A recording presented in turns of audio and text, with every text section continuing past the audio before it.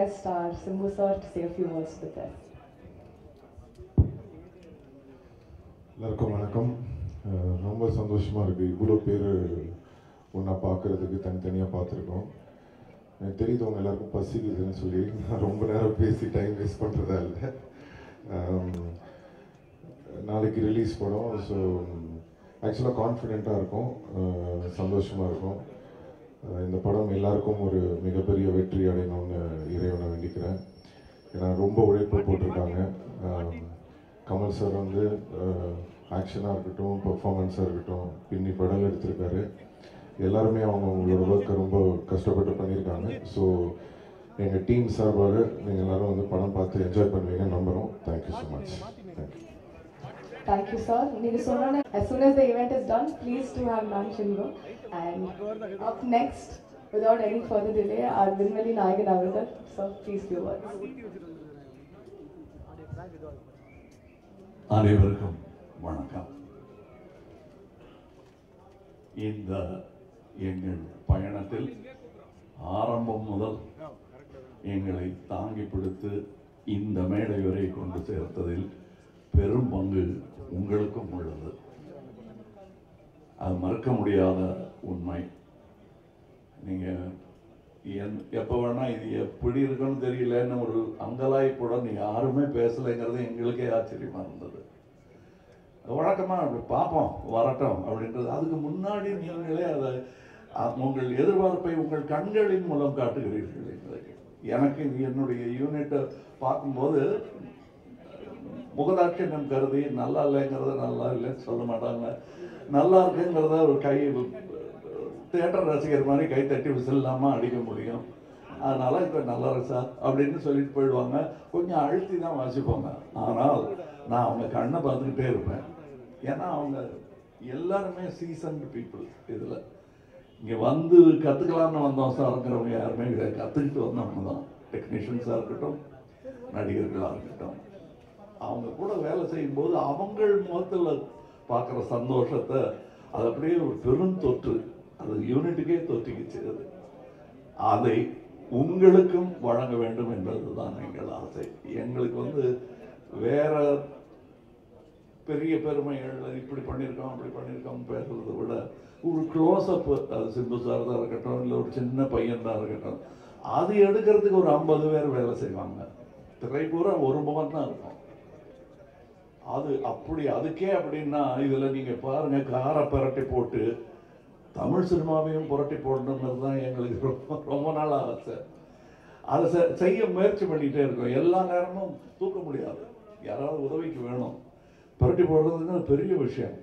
கொஞ்சமாவது அதை நகர்த்தலாம் நாங்கள் விரும்பும் திசை நோக்கி அப்படின்னதுல இதில் எங்களுக்கு கிடைச்ச படை வீரர்கள் நிறைந்த படை. அதுவும் பிஹைண்ட் த சீன்ஸில் நீங்கள் பார்த்தது வந்து ஒரு கிளிம்ஸ் தான். ட்ரெயினில் வேகமாக போகும்போது சீனரி தெரிகிற மாதிரி உங்களுக்கு தெரியும். நாங்கள் கிட்ட ஜங்ஷனில் நின்று எல்லாரையும் வண்டியில் ஏற்றிக்கிட்டு வந்தவங்க எத்தனை பேர் உழைத்திருக்கிறார்கள். இன்டர்நேஷ்னல் தரத்தில் இருக்கும் எங்கள் டெக்னீஷியன்ஸ். நிஜமாகவே வெளிநாட்டில் இருந்து வந்து வேலை செஞ்சவங்க, இங்கிருந்து வேலை செஞ்சவங்க வெளிநாட்டுக்காரங்க பாராட்டுற அளவுக்கு வேலை செஞ்சுருக்காங்கிறது தான் என்னுடைய தாழ்மையான கருத்து. உதாரணம், மணிரத்னம் சாரை பற்றி சொல்ல வேண்டாம். மணிரத்னம் ஃபிலிம் அப்படின்னு போட்டுக்கொள்வதற்கான எல்லா தகுதியும் கிட்டத்தட்ட 40 வருஷத்துக்கு முன்னாடியே அவர் பெற்றுட்டார். இது இட்ஸ் அ மணிரத்னம் ஃபிலிம். இவர்களைப் போலவே எனக்கு அவர் படத்தில் நடிப்பது நாசருக்கு நாயகன் போது எப்படி இருந்ததோ அந்த மாதிரி இருந்தது எனக்கு. ஏன்னா நான் பார்த்த அந்த இளைஞர் மணி இன்னைக்கு ஞானியாக, சினிமா ஞானியாக மாறி இருக்கிறார். எனக்கு பட்டம் கொடுத்துருக்கிறாங்க அந்த மாதிரி. ஸோ அவர் கூட வேலை செய்கிறது எனக்கு குதூகலமாக இருந்தது என்பது தான் உண்மை. அது எல்லாருக்கும் தெரியும், படம் பார்க்கும்போது தெரியும். அந்த எங்கள் செட்டில் இருந்து எங்களை பார்த்தவங்களுக்கும் அது புரியும். இதில் இருக்கிற டெக்னீஷியன்ஸ், எடிட்டர், ஒரு ட்ரெய்லர்லேயே தூக்கிட்டாங்க மணியும் அவரும் சேர்ந்து.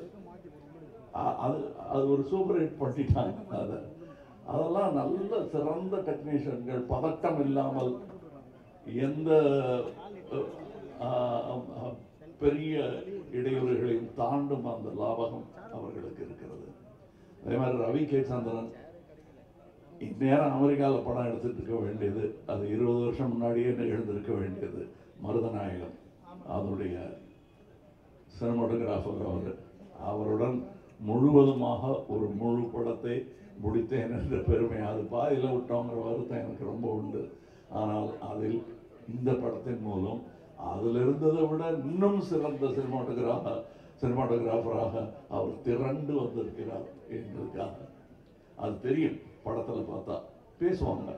அதை நான் சினிமா விமர்சகர்களிடம் விட்டு விடுகிறேன். அவருக்கு நல்ல பேர் கிடைக்கணும். நானும் சினிமா விமர்சகன் தான், நானும் சினிமா ரசிகன் தான். நான் சுவைத்த விஷயத்தை உங்களுக்கு நான் சொல்லுகிறேன். வியாபாரம் வெற்றி பெறணும், அதெல்லாம் ஓகே. என் சினிமாவும் வெல்ல வேண்டும் என்பதுதான் ஆரம்ப காலத்திலிருந்து நாங்கள் அதான் ஒரே மாதிரி எண்ணம் உடையவர்களுடன் பேசிக்கணும். நாங்கள் செட்டில் இருக்கும்போது மணி சார் ஆகட்டும், நடுவில் போய் பேச டைம் இருக்காது. அதுவும் டெக்னீஷியன்ஸுக்கு மேலேயும் கீழே பார்த்துக்கிட்டு ஒரு மாதிரி சித்தர் மாதிரி அங்கே அதுக்கு நடுவில் நாங்கள் பேசுறது கூட அரட்டையாக இருக்காது. லஞ்சில் உட்காந்து பேசுறது கூட சினிமாவை பற்றியாக இருக்கும். வேற ஒருத்தர் எடுத்த நல்ல சினிமாவை பற்றியாக இருக்கும். இப்படி ஒரு அற்புதமான சூழலில் நாங்கள் இந்த படத்தை எடுத்திருக்கணும். இந்த மாதிரி ஆரோக்கியமான ஒரு சூழல் ஐமவேதே எவ்வளோ பணம் கொடுத்தாலும் கிடைக்காது. அது எனக்கு கிடைத்தது, ராஜ்கமலுக்கு கிடைத்தது. ராஜ்கமலுக்கு பின்னாடி இருக்கிற அந்த இன்டர்நேஷனல்ங்கிற அந்த வார்த்தைக்கு முழு அர்த்தத்தை மணிரத்னம் எங்கள் டெக்னீஷியன்ஸ் கொடுத்திருக்கிறார்கள். இதில் உள்ள கலைஞர்கள் சின்ன சின்ன பாத்திரம் பண்ணவங்க. ஒரு சின்ன பையன்லாம் ஆக்ட் பண்ணியிருக்காரு. ஒரு 50 படம் பண்ணியிருப்பாரு அந்த பையங்கிற மாதிரி பண்ணியிருக்காரு. அதுக்கு நிஜமாவே 100-200 படம் பண்ணவங்கலாம் சின்ன சின்ன வேஷங்கள் பண்ணியிருக்காங்க. இந்த சந்தோஷத்துக்காக மணி சார் கூட ஒர்க் பண்ணுங்கிற சந்தோஷத்துக்காக தான் பாதி பேர் இருந்தாங்க. சம்பளம் 2ஆம் பட்சம் தான் அவங்களுக்கு. இது எங்களுக்கு தெரிந்த உண்மைங்கிறதுனால சொல்கிறேன்.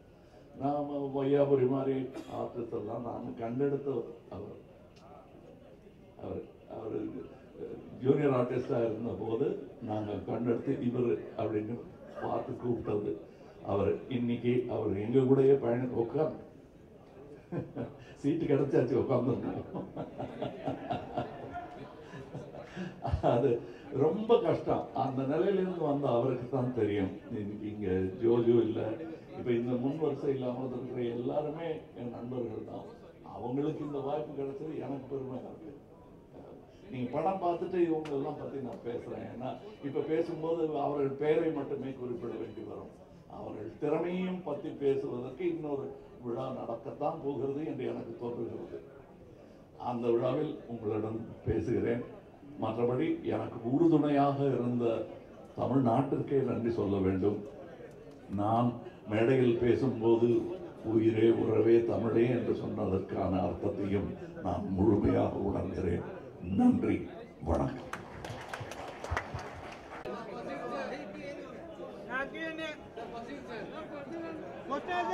So sorry to interrupt, but இன்னைக்கு we will not be doing question and answers.